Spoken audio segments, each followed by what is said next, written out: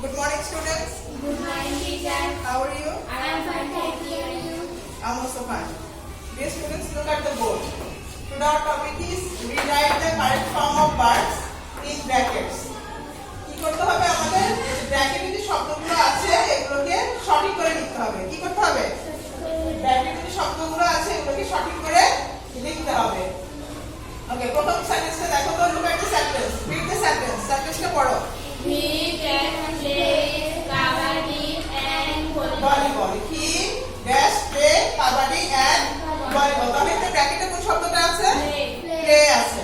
আচ্ছা, এখানে দেখো তো he কোন person? First person, second person না থার্ড পারসন? কোন পারসন? Third person. আমি, আমরা, তুমি, তোমরা ছাড়া বাকি যেগুলো আছে সেগুলো কি? Third person.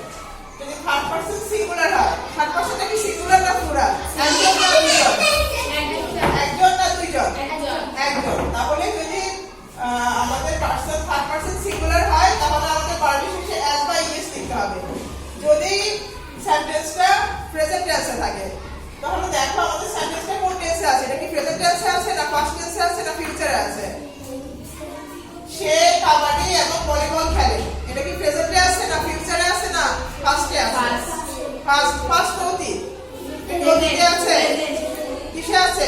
প্রেজেন্ট, বর্তমান। তাহলে সে কি কাবাডি এবং ভলিবল খেলে। যদি প্রেজেন্টে থাকে তাহলে আমাদের কি হবে?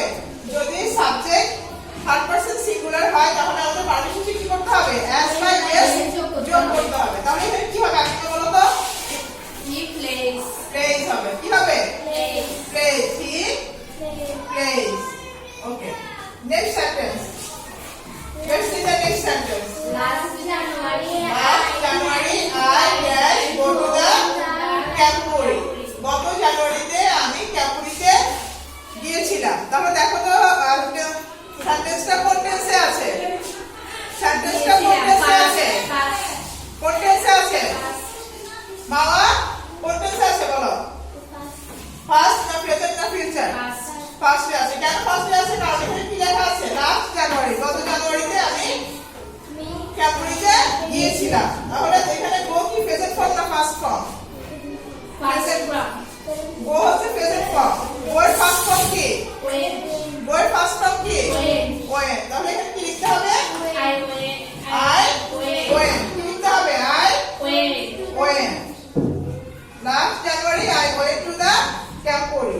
যদি সেন্টেন্সটা ফার্স্ট টেন্সে থাকে তাহলে আমাদের ভার্ব ফার্স্ট ফর্মে লিখতে হবে। ভার্ব কি করতে হবে? ফার্স্ট ফর্মে লিখতে হবে। আচ্ছা, next. Let's see the next sentence. Read the sentence. The supermarket dash is on the corner. On the corner. তাহলে এখানে দেখো বিবার। বিবার গুলো কি বলো তো? কি পারো? Who can say? Am, is, are, was, were, being. Being and being. এগুলো হচ্ছে কি বার? বিবার। এগুলো কি বার? বিবার। এগুলো কি বার বলো? Am, is, are, was, were, being, এগুলো কি বার? বিবার। যদি দেখো এখানে সুপারমার্কেট হচ্ছে সাবজেক্ট। সুপারমার্কেট যদি কি কয়টা আছে সুপারমার্কেট এখানে?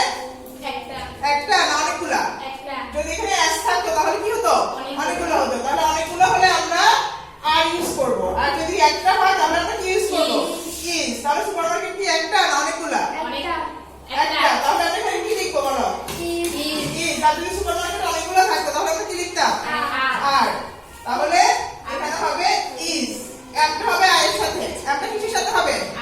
I এর সাথে। is হবে he, she,